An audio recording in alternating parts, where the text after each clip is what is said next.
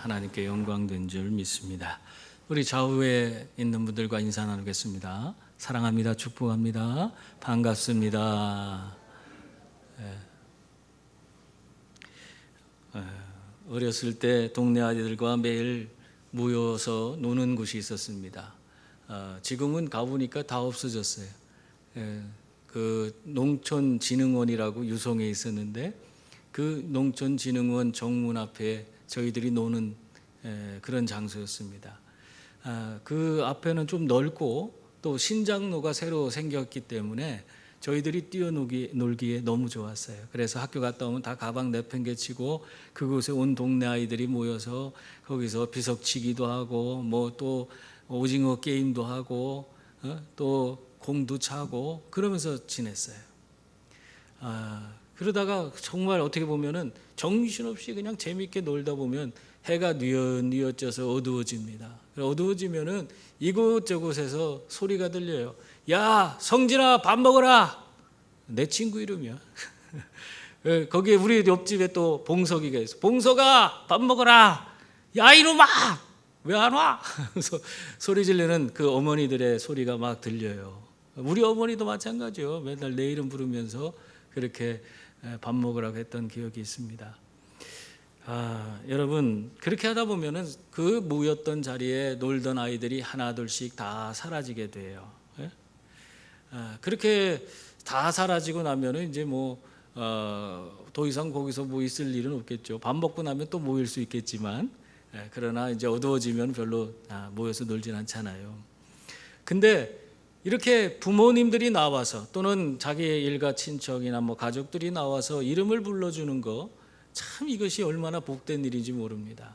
만약에 여러분들 생각해 보세요. 거기서 있는데 다 아이들이 그 집에서 이름을 불러줘서 다 집으로 돌아가는데 자기만 이름을 아무도 불러주지 않아서 그냥 혼자 그 자리에 덩그러니 앉아 있다고 생각해 보세요. 얼마나 처량하고 쓸쓸합니까?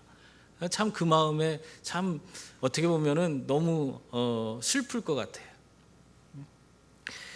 그러므로 여러분, 우리가 누군가에게 이름을 불리워지는 것, 누군가가 나를 불러주는 것이 우리 인생의 큰 복인 줄 믿습니다.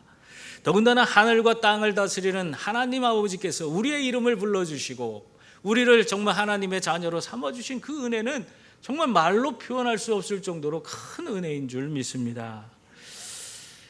오늘 바울은요, 로마에 있는 성도들에게 자신을 소개하는 그런 글을 쓰고 있는 겁니다. 오늘 이 로마서 편지 첫 장에서 그 얘기를 하고 있는데요.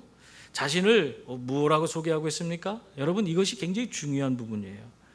오늘 보면은 자신에 대해서 부르심을 받은 자다, 그렇게 소개를 하고 있습니다. 우리 한번 1절 말씀 볼까요? 1절을 보면 예수 그리스도의 종 바울은 사도로 부르심을 받아 하나님의 복음을 위하여 택정함을 입었으니. 아멘. 오늘 이 말씀을 통해서 우리가 알 수 있는 건 뭐냐면 바울은 자신이 두 가지 형태로 자신이 부름을 받았다 하는 것을 주장하고 있다는 것입니다. 여러분, 별것도 아닌 말씀 같지만은 이 1절 말씀에서 바울이 두 가지 형태로 자기가 부름받았다는 것을 주장하고 있어요. 바울이 주장하는 것 중에 첫 번째가 뭐냐? 자신은 예수 그리스도의 종으로 부르심을 받았다, 그렇게 이야기를 하고 있습니다. 그게 자랑할 만한 일인지 모르겠어요. 여러분, 종으로 부름받은 것이 자랑할 만한 일입니까? 종은 이 바울 시대에는 노예를 뜻하는 겁니다. 노예입니다, 노예. 노예는 자기의 주권이 없어요. 주권을 상실하고 모든 것이 다 주인에게 넘어가서 주인이 마음대로 그를 살리기도 하고 죽이기도 하고, 그가 주인이 원하는 거를 하라고 하면 해야 되고 안 하면 매를 맞아야 되고, 자기의 뜻대로 뭐 할 수 있는 것이 아무것도 없는 것이 이 당시의 종의 형태입니다. 종의 삶이라는 게 그런 거예요. 그런데도 오늘 이 바울은 자신을 뭐라고 그래? 종으로 부름을 받았다고 그것을 소개하고 있는 것입니다. 여러분은 어떻습니까? 이런 것을 자랑할 수 있어요? 여러분도 누군가의 종이 됐다는 그런 삶이 있다면 그것을 자랑할 수 있습니까? 아니, 지금 여기서 누구의 종이 되고 싶은 사람이 있어요? 종이 되고 싶은 사람도 아무도 없어요. 그런데 오늘 바울은 자신이 종이 되었다는 것을 자랑하는 거예요. 그거를 사람들에게 알리는 거예요. 예수 그리스도의 종이 되었다. 그것을 자신은 너무나 큰 영광으로 여기면서 이 로마에 있는 성도에게 자기가 바로 예수 그리스도의 종이다 하고 소개를 하고 있는 것입니다. 어떻게 보면은 참 아이러니하죠. 이게 무슨 바울이 정신이 나갔나? 왜 이런 식으로 자기가 종 됐다는 걸 자랑하지? 그런 생각이 들어요. 왜냐하면 바울은 어떤 사람이에요?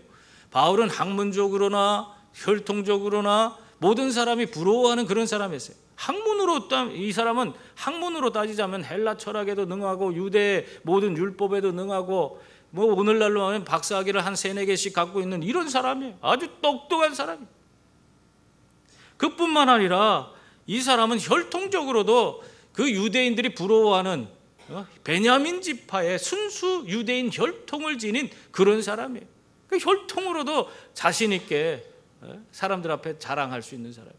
더군다나 이 사람은 나면서부터 로마 시민권을 가진 자예요. 이 당시 그 모든 근동 지역의 전 영역을 다 로마가 다스리지 않았어요?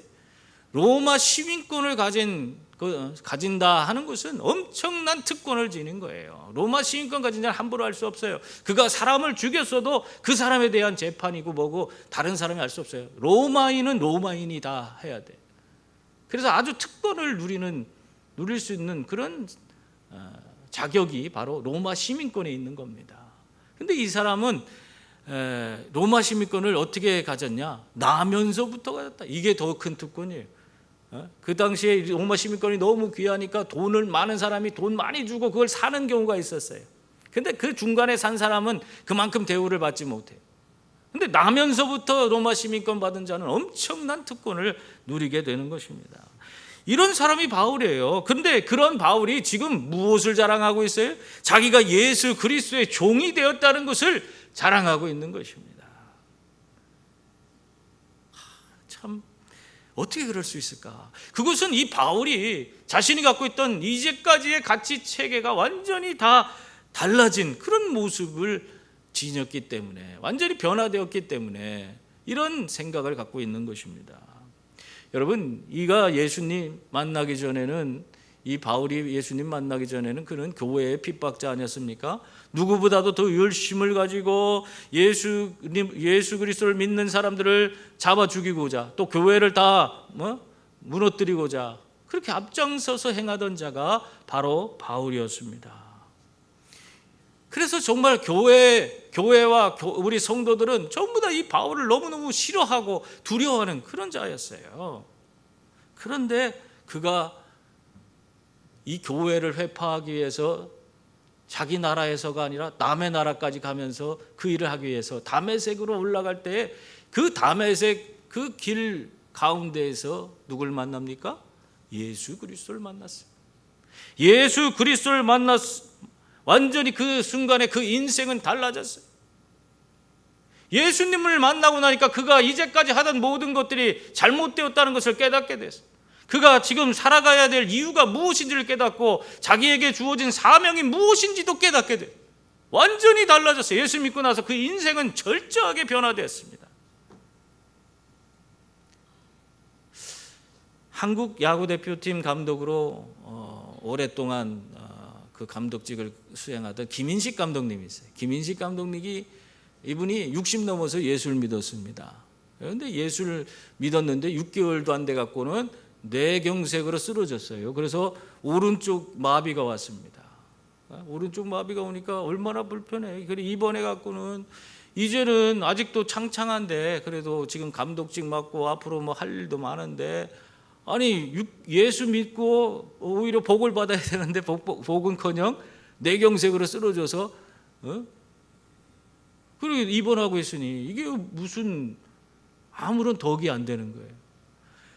그런 상태에 있을 때에 그 가족들이 그 또 아내가 얼마나 이 김인식 감독을 붙들고 기도했는지 몰라. 하나님 도와달라고 그냥 열심히 기도했어요.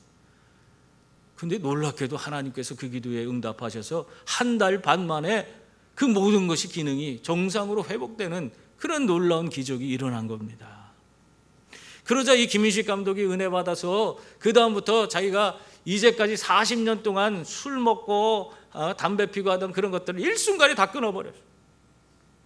그 다음부터 완전히 변화된 삶을 살아요. 그리고 나서 이렇게 회복한 후에 김인식 감독은 그해 세계 야구대회에 나가서 우리 프로야구를 4강에 올려보내고, 또 2009년에는 준우승을 하고, 또 2015년에는 제1회 프리미어 리그, 프리미어 리그가 아니네, 프리미어 10이라고 하는 그런 경기에서 우승을 차지하는 그런 놀라운 성과를 이루었습니다. 그때 이제 이 감독이 그 놀라운 성과를 이루니까 기자들이 많이 와서 인터뷰할 거 아니에요. 그 인터뷰하던 과정 중에 한 기자가 이렇게 얘기했습니다. 감독님, 이 승패가 갈리는 긴장과 스트레스, 이 승패가 갈리는 그 순간에 그 긴장되고 스트레스 받는 그 상황을 어떻게 극복합니까? 그렇게 질문했어요. 그러니까 이 김인식 감독이 저는 그런 상황에는 항상 예배로 이깁니다. 그리고 경기장에서는 예배를 드릴 수 없기 때문에 그냥 혼자 찬송을 부르면서 이겨냅니다. 내가 즐겨 부르는 찬송은 죄짐 맡은 우리 구주입니다. 그걸 부르면서 내가 모든 긴장과 스트레스를 이겨냅니다. 그러면 그걸 부를 때마다 하나님이 나에게 평정심을 찾게 하고 그 모든 것을 이겨낼 수 있도록 도와주십니다. 이렇게 얘기를 하는 거예요. 여러분, 이 김인식 감독이요, 예수님 만나고 나서 완전히 변화됐어요. 하나님 은혜를 덧입고 나서 그 삶이 새로워졌어요. 모든 것을 철저히 예수님 중심으로, 정말 신앙 중심으로 이렇게 모든 것을 행하면서 살아가는 그런 사람이 된 것입니다. 여러분, 이처럼 우리 이 예수님을 다메섹 도상에 만난 그런 바울도 예수 그리스도를 만나고 나서 모든 것이 달라졌기 때문에 그는 사람들 앞에서, 로마의 성도들 앞에서 자기가 예수 그리스도의 종이라는 사실을 기쁨으로 그것을 증거하고 있는 것입니다. 오늘 두 번째로 바울이 자기가 어떤 부르심을 받았냐? 사도로 부르심을 받았다. 예수 그리스도의 종으로 부르심을 받았는데 두 번째는 사도로서의 부르심을 또한 받았다. 그렇게 말하고 있어요. 여러분, 사도라는 것이 뭡니까? 사도는 보냄을 받은 자라는 그런 뜻입니다. 한마디로 예수 그리스도로부터 중요한 임무를 받아서 파송되기 위해 부르심을 받은 자가 바로 사도인 것입니다. 바울은 이 다메섹 도상에서 부활하신 예수님을 만나서 자기의 사명을 깨달았어요. 그게 뭐냐면 이방인의 사도로 자기가 부르심을 받았다는 사실을 확실히 알게 되었던 것입니다. 그래서 그러한 자부심과 확신을 가지고 그는 전 세계를 아우르며 하나님의 복음을 전하는 그런 사람이 된 것입니다. 여러분, 바울이 가면서 정말 죽었다 살아나는 경우 엄청나게 죽음의 그런 고비를 얼마나 많이 넘겼습니까? 그런 고생 그런 생고생을 하면서도 그는 자신이 가야 할 길을 멈추지 않고 어떠한 고난이 있을지라도 자신에게 주어진 이방인의 사도라는 그 사명을 이루기 위해서 최선을 다해서 믿음으로 나아간 그런 모습을 보여주고 있습니다. 여러분, 우리들의 삶도 마찬가지예요. 하나님이 나를 부르신 그 부름에 대해서 우리가 제대로 알지 못하면은 어떻게 됩니까? 우리는 그저 의미 없는 신앙생활이에요. 하나님이 나를 왜 부르셨는지를 내가 알지 못하는데 내가 무슨 열심을 낼 수 있고 내가 어떠한 헌신을 할 수 있겠습니까? 그러나 하나님이 나를 부르신 그 부름에 대해서 분명히 인식하고 하나님이 왜 나를 부르셔서 이 자리에 있게 하는지, 하나님이 나를 통해서 이루고자 하는 일이 무엇인지를 분명히 아는 사람은 그 삶이 달라질 수밖에 없어요. 자신이 어떠한 부름 가운데에서 이 자리에 있는지를 알기 때문에 더욱더 확신 있게 모든 일을 감당하면서 하나님께 영광 돌리는 그런 삶을 살아가게 되는 것입니다. 인도 선교사인 윌리엄 캐리는 자기가 선교사로 나가기 위해서 얼마나 많은 노력을 기울인 그런 사람이었는지 모릅니다. 그래서 자기가 선교사가 되기 위해서는 어떻게 해서든지 많은 언어를 습득해야지 가서 그들에게 도움이 되지 않을까 해서는 이 자기의 시간을 정말 최선을 다해서 쪼개어서 여러 나라의 언어들을 익혔다고 그래요. 언어에 아주 탁월한 재능이 있어서 캐리는 정말 독학을 했는데도 불구하고 정말 많은 나라의 언어를 익힐 수 있었습니다. 어느 날 이제 하나님께서 인도 선교사로 그를 부르셨는데 인도로 떠나기 전에 자신의 언어 능력이 어느 정도 되는지 그것이 알고 싶은 거예요. 그래서 이 윌리엄 캐리가 옥스퍼드 대학에 계신 한 교수님에게 자기의 그런 수준을 테스트해 달라고, 자기가 언어 능력이 어느 정도 되는지 좀 테스트해 달라고 부탁을 했습니다. 그래서 이 교수님이 캐리를 데려다가 이렇게 저렇게 그 사람을 테스트하기 시작했어요. 했더니 너무나 탁월하게 언어 능력이 정말 보통 사람과 다른 겁니다. 그래서 이 교수님이 탐이 났어요. 이 교수님이 지금 선교 간다고 그렇게 얘기했죠. 어디로 갑니까? 했더니 인도로 가는데, 근데 그 선교 가지 말고 당신은 언어 능력이 너무 탁월하기 때문에 우리 학교에 학생으로 입학을 하면 어떻겠습니까? 그러면 그것을 통해서 이 나라에도 당신이 많은 그런 업적을 남길 수 있을 것 같습니다. 그런 이야기를 했어요. 그러니까 이 캐리가 그 얘기를 들으니까 그것도 참 좋은 이야기입니다. 그런데 저는 우리나라에서 할 이런 일보다도 더 중요한 일이 있습니다. 그리고 더 중요한 나라가 제 삶에 있습니다. 그것은 하나님 나라입니다. 하나님께서 나를 통해서 정말 이 땅에 놀라운 일을 계획하고 계십니다. 여왕보다도 더 높으신 하나님의 명령을 제가 감히 어떻게 어길 수가 있겠습니까? 그렇게 이야기를 했어요. 그러면서 결국 캐리는 어떻게 보면 편하게 그 나라에서 좋은 입지를 굳히고 잘 살 수 있었는데도 불구하고 힘들고 어렵고 고통스러운 인도 선교의 현장으로 떠났습니다. 그곳에서 이 캐리는 하나님 앞에서 정말 충성하며 하나님께 정말 위대한 도구로 쓰임받을 수가 있었습니다.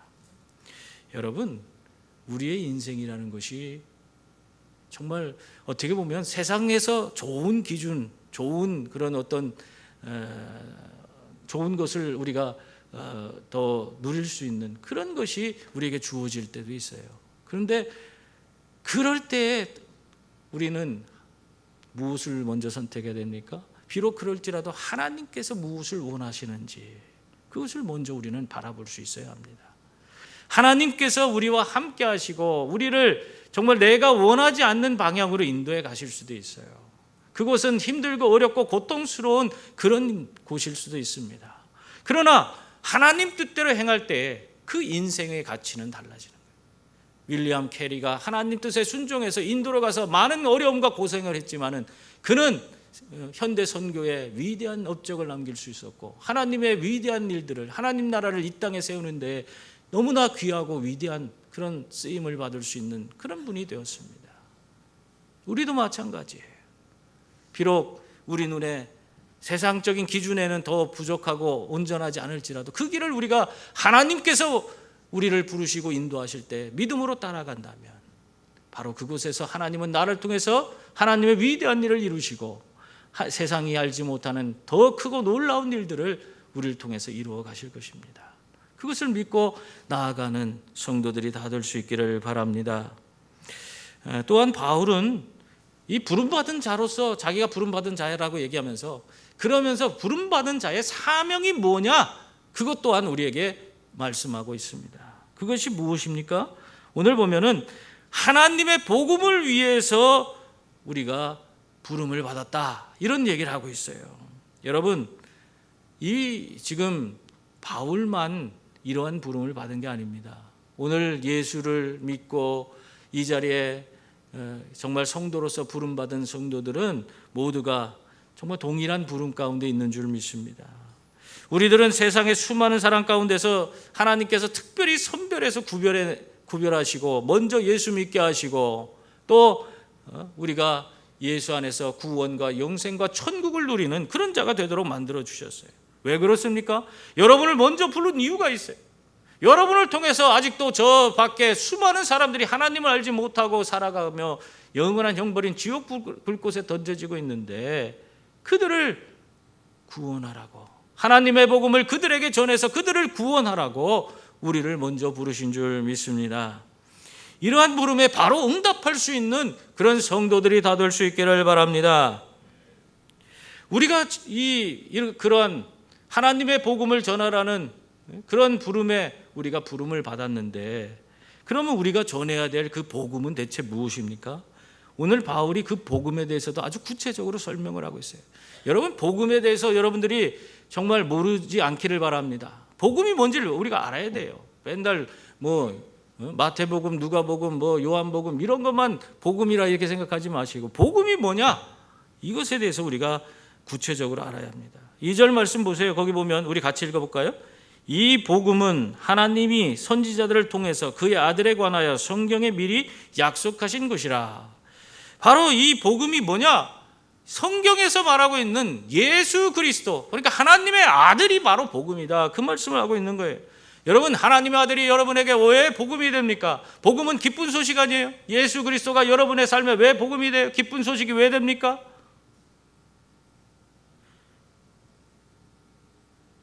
예수님이 이 땅에 오셨기 때문에 우리의 죄 문제가 해결되고 우리가 구원과 영생과 천국을 누리는 그런 자가 될 수 있기 때문에 예수님이 복음이 되는 거예요. 우리의 힘과 능력으로 우리가 구원받을 수 있습니까? 우리가 아무리 노력한다고 해도 죄의 삭은 사망이라고 했어요. 사망이라는 것은 뭡니까? 여러분이 죽어야지 그 죄값을 그것을 치를 수 있다는 거예요. 죽음으로. 여러분이 목숨을 내놔야지만이, 그래야지만이 여러분의 죄값이 치루어지고 구원받을 수 있는 겁니다. 근데 여러분의 목숨이 대가로 지불되어지면은 여러분은 그냥 끝이에요. 이미 그것으로 인해서 끝났고 지옥에 던져지는 거예요. 대가를 지불했다고 하지만 그것이 끝이 아니에요. 근데 예수 그리스도께서 이 땅에 오셔서 이 땅에서 우리 죄인들의 그런 모든 죄의 삭을 자신의 목숨을 대신으로 해서 지불해 주심으로 말미암아 우리는 예수님의 은혜 가운데서 구원받고 영생 얻어 천국 가는 거예요. 이게 복음인 거예요. 내 힘으로 할 수 없는 것을 우리 주님이 대신해 주신 이 일이 우리에게 복음이 되는 겁니다. 예수 그리스도가 복음이에요. 여러분, 예수 그리스도만이 우리의 복음인 줄 믿습니다. 오늘 바울은 3, 4절에서 이 복음이신 예수 그리스도에 대해서 더 구체적으로 우리에게 설명해 주고 있습니다. 3, 4절 말씀 보세요. 그의 아들에 관하여 말하면 육신으로는 다윗의 혈통에서 나셨고 성결의 영으로는 죽은 자들 가운데 부활하사 능력으로 하나님의 아들로 선포되셨으니 곧 우리 주 예수 그리스도시라. 아멘. 이 복음이신 예수님이 어떤 분이시라고 말하고 있는 겁니까? 먼저 예수님은 육신으로는 다윗의 혈통에서 나신 분이라 그렇게 말하고 있습니다. 여러분, 이것은 우리에게는 별반 중요하지 않아요. 우리들은 중요하지 않은데 다윗의 혈통에서 났건 어쨌든 우리는 예수님이 있으면 괜찮은데, 이 유대인에게는 이들은 이 다윗의 혈통에서 메시아가 온다는 그런 오랜 약속이 있었기 때문에 그들은 이 혈통이 굉장히 중요해요. 유대인들이요, 얼마나 족보를 중요시하는지 모릅니다. 우리도 족보 중요시하는 그런 분들이 계시죠. 근데 이분들은 이 성경의 예언, 그들이 고대하고 정말 자신들의 삶을 완전히 변화시키고 일순간에 완전히 새롭게 하실 메시아가 바로 다윗의 혈통에서 오는 것이기 때문에 이 메시아가인지 아닌지를 족보를 통해서 따지지 않을 수가 없는 거예요. 여러분, 그래서 마태복음에 보면은 마태복음의 첫 장에 뭐부터 나옵니까? 족보가 나오죠. 족보에 보면은 어떤 거예요? 그 얘기가 결국에는 아브라함의 자손으로 또 다윗의 자손으로 바로 예수 그리스도께서 이 땅에 오셨다, 이 말하고 싶은 거예요. 혈통으로 우리가 예언되어진 그 말씀대로 다윗의 자손 가운데서 예수 그리스도, 바로 우리의 메시아가 이 땅에 오셨다. 이게 바로 마태복음에서 이야기하고 있는 족보입니다. 족보가 괜히 들어있는 게 아니에요. 그거 보여주기 위해서 다윗의 혈통이다, 이거 보여주기 위해서 있는 거예요. 이런 것이 다 성경에 이미 예언되어서 사람들이 그런 메시아를 기다리고 있었기 때문에 다윗의 혈통으로 반드시 와야 돼요. 그래서 오늘 보면은 사무엘하 7장 12절 13절 말씀에 보면 이런 말씀이 있어요. 내 수완이 차서 내 조상들과 함께 누울 때에 내가 내 몸에서 날 뇌씨를 내 뒤에 세워 그의 나라를 견고하게 하리라. 그는 내 이름을 위하여 집을 건축할 것이요 나는 그의 나라 왕위를 영원히 견고하게 하리라. 아멘. 이처럼 다윗의 혈통에서 유대인들이 대망하던 그 메시아가 태어난다는 그 예언인 거예요. 그것처럼 지금 예수님이 그 다윗의 혈통을 따라서 이 땅에 오셨다, 그 말을 하고 있습니다. 그러니 그는 메시아다, 그가 복음이다. 또 한 가지 더 한 게 있어요. 다윗의 혈통으로 오신 분, 그분은 바로 우리와 동일한 인간이셨다. 여러분, 예수님이 인간의 모습으로 오셔야지만이, 그래서 우리의 생명을 대신해서 인간이, 우리의 생명은 인간의 생명이잖아요. 사람의 목숨을 통해서 죗값을 지불해야 되는데 인간 아닌 존재를 통해서 무슨 죗값을 지불할 수 있겠습니까? 그러니까 예수 그리스도께서 이 땅에 오셔서 완전한 사람이 되어 주심으로 말미암아 우리를 대신해서 죗값을 짊어지시고 십자가를 질 수가 있었던 거예요. 그래서 우리의 그 목숨으로 우리의 죗값을 지불해 주실 수 있었어요. 그래서 우리가 오늘 구원받아 영생 얻고 천국 가는 것입니다. 바로 이러한 철저히 인간이 되신 다윗의 혈통에서 오신 분이 우리의 메시아 예수님이시다. 우리의 이분이 바로 복음입니다. 그리고 또한 한 가지 이 예수님에 대해서 또 뭘 얘기하고 있냐면요, 또한 예수님은 죽은 자들 가운데서 부활하신 분이시다, 그 말을 강조하고 있습니다. 여러분, 이 말은 예수님께서 죽음의 지배를 받지 않는 신성을 지니신 분이시라는 사실을 또한 우리에게 보여주고 있는 그런 말씀입니다. 예수님께서는요, 자신의 부활로 말미암아 자기가 하나님의 아들이시다는 사실을 세상 모든 사람들에게 깨닫게 하셨어요. 그의 신성을 드러내신 것입니다. 오늘 성경 말씀에는 그것에 대해서 뭐라고 하고 있어요? 하나님의 아들로 선포되었다, 그렇게 하고 있어요. 예수님이 선포한 게 아니잖아요. 바로 하나님이 선포하시든지 그것을 지켜본 사람들이 선포했든지 이는 하나님 아들이시다. 그래서 로마의 백부장이 그 얘기를 했잖아요. 그것처럼 예수님의 부활로 말미암아 그는 하나님의 아들로 선포되었다, 그 신성이 인정되었다, 그 말씀을 우리에게 보여주고 있는 것입니다. 그래서 그분은 바로 그리스도시다. 여러분, 예수께서 그리스도이심을 믿습니까? 오늘도 이것이 중요해요. 우리가 믿는 예수님은 그리스도, 바로 기름 부음 받은 자다 하는 사실입니다. 기름 부음 받은 자라는 것은 다른 말로 하면 이 이사야의 예언에 있는 그런 얘기들인데, 결국에는 기름 부음 받은 자, 바로 메시아가 이 땅에 와서 우리들의 이런 팍팍한 삶을 다 새롭게 해주실 것이다, 우리를 구원해 주실 것이다, 그런 믿음을 갖고 있는 거죠. 바로 그 기름 부음 받은 자, 우리를 구원해 줄 메시아가 바로 예수 그리스도시다. 예수가 바로 그리스도시다, 그 말씀을 하고 있는 것입니다. 그러므로 여러분, 예수님을 그리스도이심으로 여러분이 확실히 믿어야 됩니다. 예수님이 누구예요? 그리스도세요. 그리스도, 우리의 메시아세요. 우리를 구원해 줄 자십니다. 그거를 우리가 믿어야 돼요. 그래서 예수 그리스도 우리가 함께 부르는 거예요. 여러분, 예수라는 이름은요, 이스라엘 그 나라에는 흔해 빠진 이름이에요. 동네 그냥 철수와 같은 거예요. 우리나라에 철수들이 많잖아요. 거기에도 그런 예수가 많아요. 성경에 보면은 여호수아가, 그게 여호수아라고 펼쳐놔서 그렇지 그게 예수예요. 그래서 제사장 중에 예수아라고 하는 제사장이 있어요. 예수예요. 그것도. 지금 우리 예수 그리스도도 예수예요. 그러니까 예수라는 이름은 많은 거예요. 근데 중요한 것은 예수라는 이름을 가진 그리스도가 중요한 거예요. 그리스도가. 기름 부음 받은 자, 우리를 구원해 줄 자가 중요한 겁니다. 바로 그분이 바로 신성을 지니신, 부활을 하심으로 자신의 신성을 드러내고 하나님 아들이심을 드러내신 바로 그분이 바로 예수 그리스도시다. 그분이 우리의 메시아시다. 여러분, 그러므로 예수님을 그리스도라는 그 그리스도 예수님을 그리스도로 여러분이 믿고 온전히 따라가시는 그런 분들이 다 될 수 있기를 바랍니다.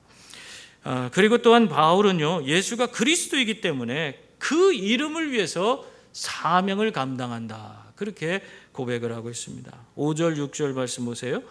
그로 말미암아 우리가 은혜와 사도의 직분을 받아 그의 이름을 위하여 모든 이방인 중에서 믿어 순종하게 하나니 너희도 그들 중에서 예수 그리스도의 것으로 부르심을 받은 자니라. 아멘.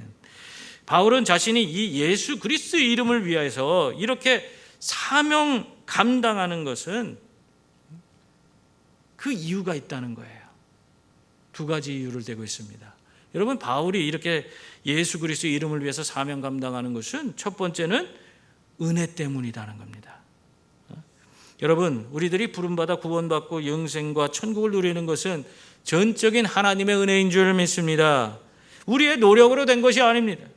우리는 아무것도 하지 않았지만 예수님께서 우리를 택정해 주시고 또 자신의 몸으로 우리의 모든 죄를 다 해결해 주셔서 우리가 사망에 이르지 않고 생명에 이르도록 그렇게 만들어 주셨어요. 그래서 우리는 구원과 영생과 천국을 누리는, 천국이 우리 것이 된 그런 사람들이 된 것입니다. 이것이 다 전적인 은혜입니다. 이러한 은혜와 함께 두 번째로 바울이요, 자신이 이렇게 예수 그리스도의 이름을 위해서 사명 감당하는 것은 사도의 직분을 받았기 때문이라 그렇게 말하고 있습니다. 사도의 직분을 받았다. 그것이 직분이라는 거예요. 직분. 그래서 세상의 수많은 이방인들 가운데서 자기는 이방인의 사도로 부름을 받았기 때문에 그들에게 나아가서 그들을 믿게 하고 그들이 순종하게 하는 그 일을 자기가 감당하고 있다. 그 말을 하고 있는 것입니다. 여러분, 우리들이 이렇게 복음의 사명을 감당하기 위해서는 여러분, 은혜를 기억하는 것이 중요해요. 왜 우리를 하나님께서 이 자리에 또 이 사람들 가운데 우리를 보내셨는지 그것을 기억하셔야 돼요. 그래서 하나님께서 나를 부르신 그 부름의 장소에서 거기에서 함께 하라고 한 그 사람들과 함께 하나님이 우리를 통해서 이루실 위대한 일들을 이루어가는 그런 분들이 되어야 하는 것입니다. 여러분, 그래서 우리가 하나님이 부르신 부름이 무엇인지 확실하게 알고 그 부름에 합당한 삶을 살아야 하는 줄 믿습니다. 이런 것을 잘 알지 못하고 하나님 뜻을 몰라서 자기 마음대로 엉뚱하게 살아가는 사람이 얼마나 많습니까? 조금만 마음이 자기가 서운한 감정이 있으면 아이고 여기만 교회냐? 교회 떠나버려. 그게 뭐 우리 비일비재하잖아요. 그거 아니에요. 하나님께서 나를 부르신 이유가 있는 거예요.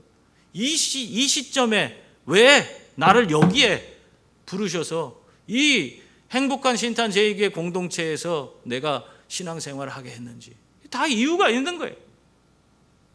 그 부름에 대해서 자꾸 우리가 하나님께 묻고 하나님이 나를 부르신 그 목적이 무엇인지를 알아가는 분들이 되어야 되는 거예요. 그래서 하나님이 나를 통해서 하나님의 위대한 일들을 이룰 수 있도록 그렇게 만들어가는 그런 분들이 되어야 하는 것입니다. 바울은 그것에 대해서 확실하게 알고 있잖아요. 바울은 하나님의 부름 가운데서 자신은 이방인의 사도로 부름을 받았다는 거예요. 특히 오늘은 이 하나님의 부름 가운데서 로마에 있는 성도들도 자신들처럼 그런 하나님의 부름 가운데 있다 하는 이야기까지 하고 있어요. 6절 보세요. 거기 보면 너희도 그들 중에서 예수 그리스도의 것으로 부르심을 받은 자니라 그렇게 말하고 있어요. 다시 말하면 로마의 성도들뿐만 아니라 지금 이 자리에 있는 우리들까지도 하나님께서 목적을 가지고 부르셨다 하는 것입니다. 여러분, 하나님의 부르심을 받은 자들은 오늘 6절 말씀에 보니까 뭐라고 하고 있어요? 거기 보니까 예수 그리스도의 것으로 부르심을 받은 것이니라 그렇게 말하고 있어요. 여러분, 예수 그리스도의 것이 된 줄 믿습니다. 우리가 하나님께서 우리를 특별히 세상 가운데서 선별하시고 우리를 불러서 이 행복한 신탄 제2의 교인으로 성도로서 활동하게 하고 또 이곳에서 정말 이렇게 믿음 생활을 하게 하는 것은 왜 그런 일을 하게 합니까? 우리를 통해서 하나님의 위대한 일을 이 땅에 이루고 하나님의 복음을 세상에 전하고 뿐만 아니라 오늘 예수 그리스도의 것으로서 살아갈 수 있도록 그렇게 만들기 위해서 우리를 부르신 것입니다. 여러분 한번 따라해 보세요. 우리는 모두 예수님의 것입니다. 우리는 모두 부름받은 자들입니다. 우리는 모두 사명이 있습니다. 우리가 그 사명 가운데 살아가는 거예요. 이런 부름에 하나님의 부름에 합당한 삶을 살아가는 거예요. 그것이 기쁨이요 감격이 되고 매일매일 하나님께 영광 돌리는 그런 삶이 되는 것입니다. 전문직에서 열심히 일을 하다가 어느 날 하나님의 부르심을 받고 선교사로 자원한 그런 친구가 있었습니다. 이 친구가 선교사 훈련을 받고 이제 선교지로 떠나려고 하니까 짐을 먼저 보내는데 선교지가 오늘 한국보다 너무 여러 가지 면에서 열악하니까 그것을 편하게 살기 위해서 여러 가지 필요한 것들을 막 컨테이너에 가득가득 실어서 보냈어요. 그러고 나서도 이 떠나려고 하는데 뭔 그래도 부족한 것 같아. 그곳에 가면 너무너무 필요할 것들이 많은 것 같아. 그래서 또 가서 쇼핑센터 가서 그냥 이것저것 필요한 것들 바리바리 샀어요. 어마어마하게 샀어요. 그러고 나서는 이 차를 싣고 이제 배편으로 이렇게 차를 보내기 위해서 그 물건과 함께 보내기 위해서 항구로 출발을 했습니다. 가족들과 출발을 해갖고 가는데 가다 보니까 너무 배가 고픈 거예요. 중간에 시간이 식사 때가 됐어요. 그래서 잠깐 우리 여기 식당에 들러서 밥 먹고 가자 해서 가족들과 함께 들어가서 그냥 맛있는 거 먹고 식사를 다 끝냈어요. 그리고 나서 나왔더니 뭔가 허전해.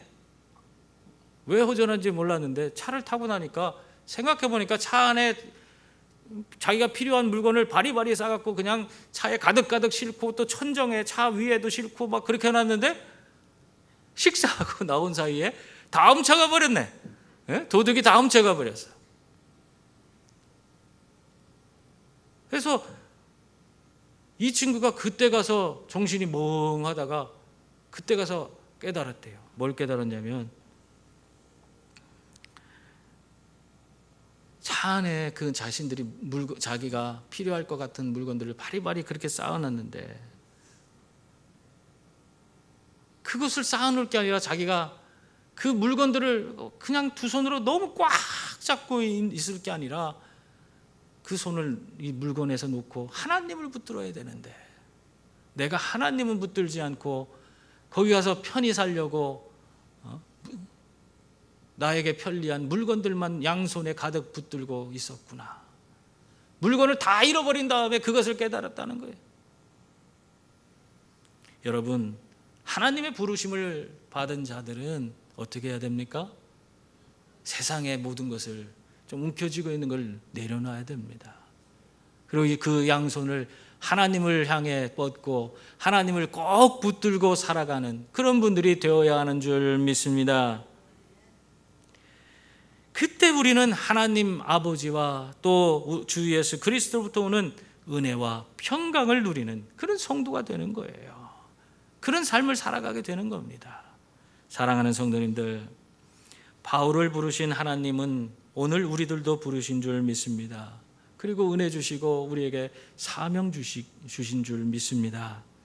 그러므로 부르심을 받은 자들로서 그 부름에 합당한 삶을 살아서 하나님과 우리 주 예수 그리스도께서 주시는 그 은혜와 평강을 누리며 살아가는 성도들이 다 될 수 있기를 주님의 이름으로 축원합니다.